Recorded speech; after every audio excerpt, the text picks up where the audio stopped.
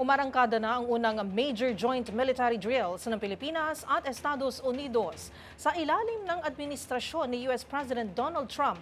Kabilang sa mga tututukan ng pagsasanay ay ang land defense strategies. Ang buong detalye ihahatid live ni Edniel Parosa. Edniel.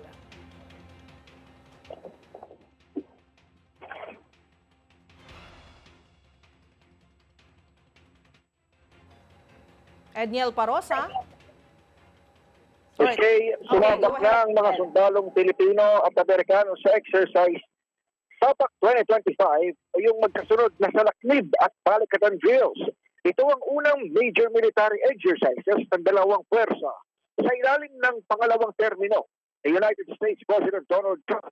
Ayon kay Colonel Louis de Maala, sa kapagsalita ng Philippine Army, tututok ang salaknib sa territorial defense kung paano dinidepensahan ng magkaalyado itong hanggaran ng isang bansa wala sa lupa. Pero sa opening ceremony ng salaknib sa Port Pagsaysay, Nueva Ecija, sinabi ng Estados Unidos na hindi nito papuputukin o hindi ito magsasagawa ng live fire Typhoon medium range capability o MRC missile na matagal nang inirereklamo ng China.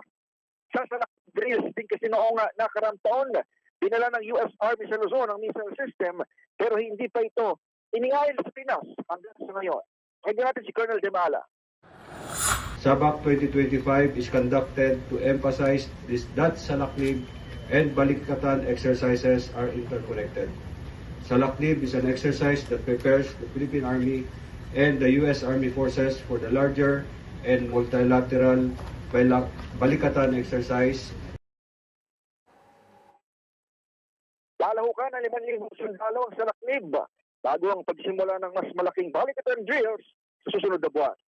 Para sa CTV Network News, dito si Edniel Parosa, Laser H. Una sa Pilipinas, una sa Pilipino. Maraming salamat, Edniel Parosa.